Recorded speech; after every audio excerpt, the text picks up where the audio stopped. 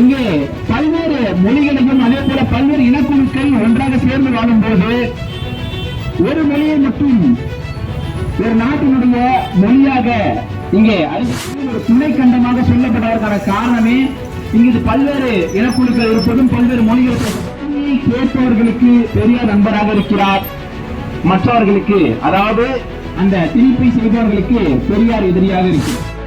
ஊக்குவிக்கும் ஒரு திட்டமாகத்தான் இந்த புதிய கல்விக் கொள்கையான தேசிய கல்விக் கொள்கை 2020 இங்க இந்தியாவும் ஒரு டார்கெட்டை அச்சீவ் பண்ணணும், ஒரு டார்கெட்டை அடையணும், ஒரு எல்லை கோட்டை அடையணும்னு வச்சிருக்கிற எல்லையை தமிழ்நாடு எப்பயும் திணிக்கப்படும் போது பெரியார் எதிர்த்து சண்டையிட்டு அந்த குலக்கல்வியை வீழ்த்தினாரோ அதே போல சொல்லியிருந்தாலும் யார் சொல்லியிருந்தாலும் ஏன் நானே சொல்லியிருந்தாலும் உன் புத்திக்கும் பொதறிவுக்கும் ஏற்க முடியாத எதையும் நம்பாதே.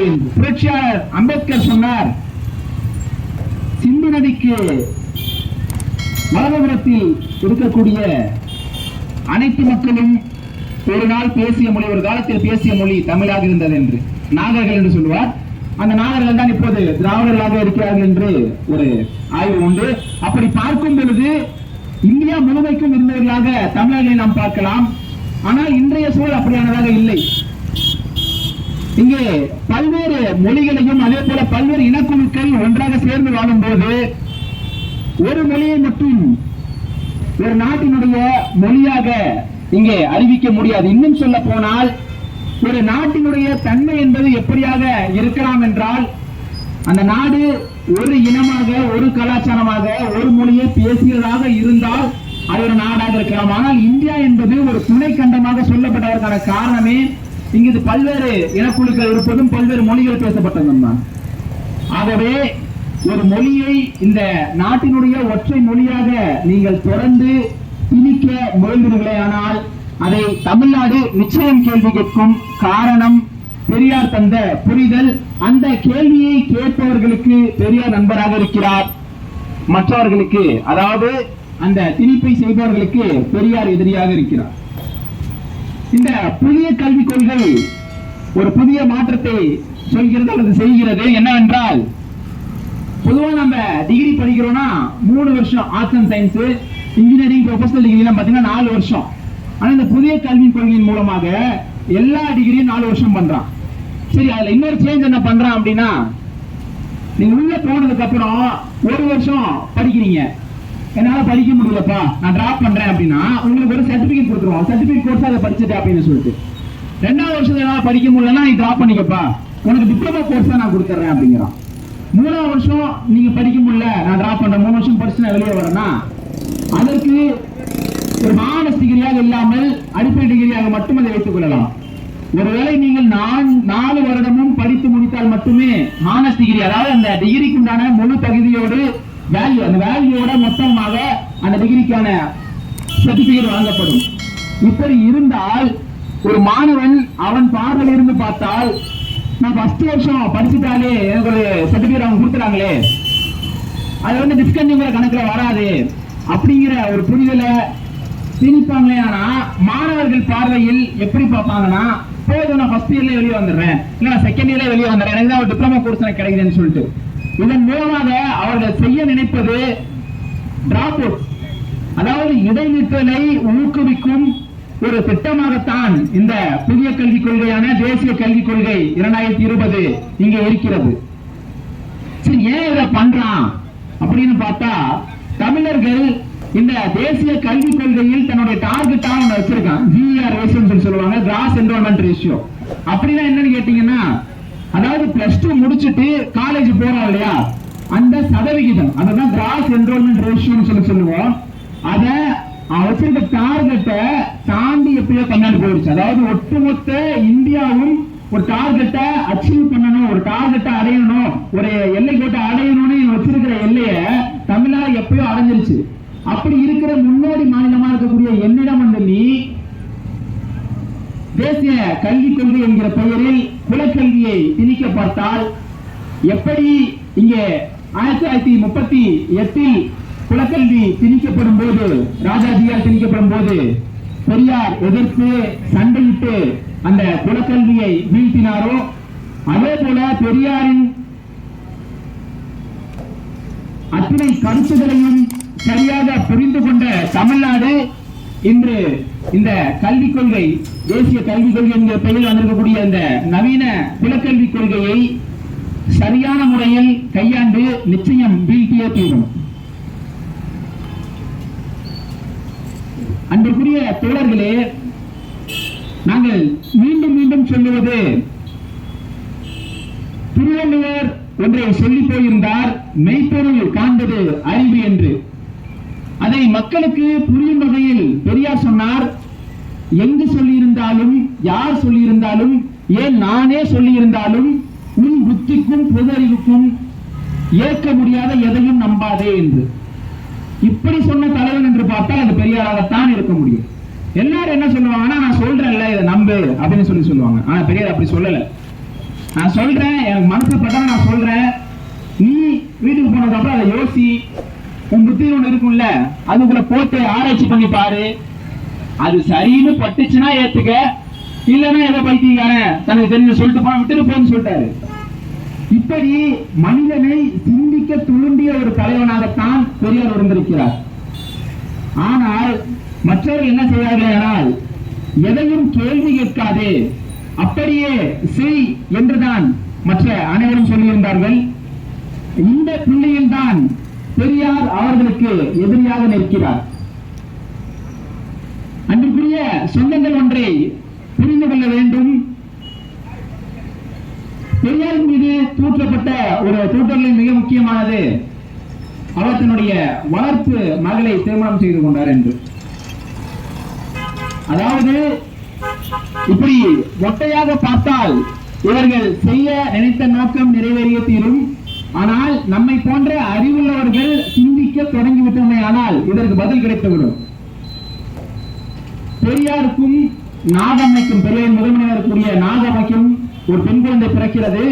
அந்த பெண் குழந்தை உடல்நிலை சரியான காரணத்தால் இறந்து விடுகிறது. அதன் பிறகு நாகம்மையாரும் இறந்து விடுகிறார். பல ஆண்டுகள் கழித்து கிட்டத்தட்ட 70 வயதுக்கு மேலான ஒரு கிழவனாக இருக்கும் பொழுது பெரியாருக்கு 2வது திருமணம் நடக்கிறது. அந்த திருமணத்தில் மணியம்மையை அவர் திருமணம் செய்து கொள்கிறார். 30 சொச்சம் வருஷமான ஒரு பெண்ணாக மணியம்மை இருக்கிறார். அந்த மணியம்மை யார் என்று பார்த்தால், தன்னுடைய சுயமரியாதை, அதாவது திராவிடர் கழக இயக்கத்தில் இருக்கக்கூடிய ஒரு தோழருடைய பெண். அவர் பெரியார் திருமணம் செய்து கொள்வதற்கு முன்பு பெரியாரை பார்த்துக் கொள்வதற்காக நான் என்னுடைய வாழ்வை இனி செலவழிக்கப் போவேன் என்று பார்த்துக் கொண்டிருந்த ஒருவர்.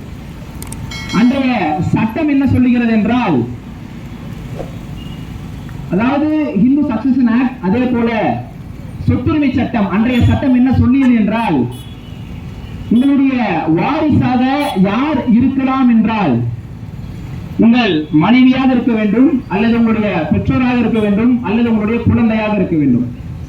பெரியாரின் சொத்துக்களுக்கான வாரிசு யாருக்கு, வாரிசாக யார் இருக்க முடியும், சொத்துக்கள் யாருக்கு போகும் என்ற கேள்விக்கு பதில், அப்போது பெரியாரின் மனைவியும் இறந்து விட்டார், குழந்தையும் இறந்து விட்டார் என்பதால் வேறு வழியே இல்லை, வாரிசாக யார் இருக்க முடியும் என்றால் தன்னுடைய மனைவிதான் இருக்க முடியும் என்கிற காரணத்தால் பெரியார் 2வது திருமணம் செய்து கொண்டார். இவர்கள் சொல்லுவது அந்த கணக்கில் பார்த்தாலும் கூட, ஒரு 70 வயதை கடந்த கிழவன் தன்னுடைய உடல் தேவைக்காக திருமணம் செய்திருக்க வாய்ப்பே இல்லை. அல்லது அந்த பெண்ணிற்கு ஒரு பெரிய சொத்து இருந்து அந்த சொத்தை தான் அடைய வேண்டும் என்கிற நோக்கத்திலும் அதை செய்யவில்லை. இந்த புரிதலில் பார்த்தால் மட்டும்தான் பெரியார் 2வது திருமணம் செய்து கொண்டதன் அர்த்தம் நமக்கு புரியும்.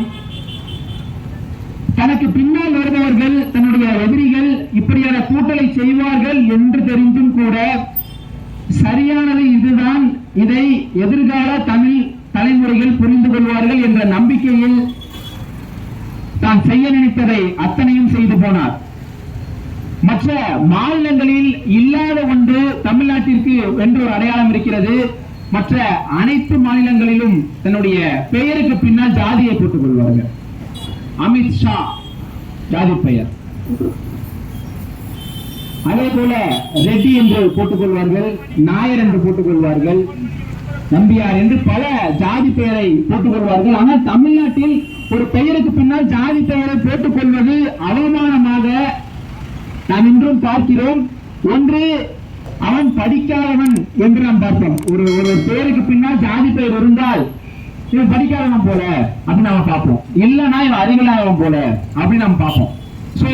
ஒருத்தருடைய பெயருக்கு பின்னால் ஜாதி பெயரை போட்டுக் கொள்வது அவமானம் என்கிற புரிதலை தந்தவர் பெரியார்.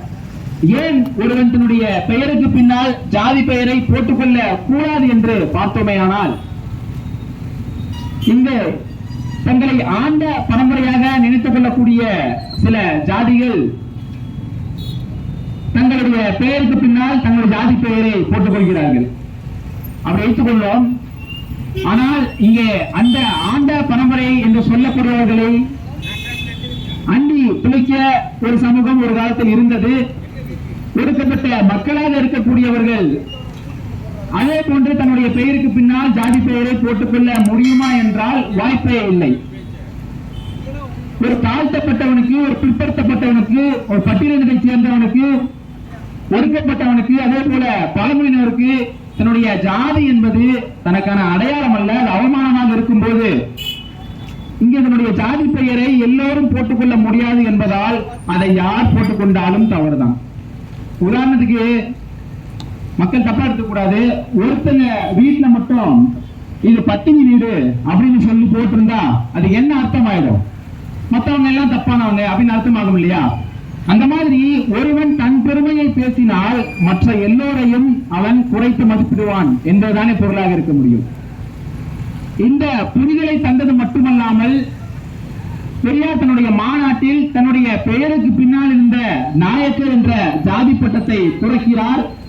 அதே மேடையில் அவரை பின்பற்றி அந்த மேடையில் இருந்த பல திராவிடர் கழக தோழர்கள் தங்களுடைய பெயருக்கு பின்னால் இருந்த ஜாதி பெயர்களை இனி நான் பயன்படுத்த மாட்டேன் என்று சொன்னார்கள். இப்படி ஒரு சரித்திர மாற்றத்தை இங்கே நிகழ்த்தியவராக பெரியார் இருப்பதனால் ஜாதி இருக்க வேண்டும் என்று இப்போதும் நினைப்பவர்களுக்கு பெரியார் எதிரியாக இருக்கிறார். நாம் செய்ய நினைத்து பல விஷயங்கள் இருந்தது, அதை செய்ய முடியாமல் இங்கே தடுக்கும் ஒரு கிழவனாக, அதுவும் இறந்து போய் 52 ஆண்டுகள் ஆகிவிட்டது என்றாலும் கூட ஹிந்தியை இங்கே திணிக்க முடியவில்லை. ஜாதிய பெருமையை பேச நினைப்பவர்களுக்கு அது ஒரு அவமானமாக ஒரு கூட்டம் இங்கே எதிர்வினையாற்றுகிறது. இப்படியான புரிதலை ஒரு கிழவன் தந்து போனால் இதை செய்து முடித்தே ஆக வேண்டும் என்று நினைப்பவர்களுக்கு எதிரியாகவும் அதே போல பதற வைக்கக்கூடிய ஒரு ஆளாகவும் பெரியார் இருப்பதில் ஆச்சரியம் வேறொன்றும் இல்லை.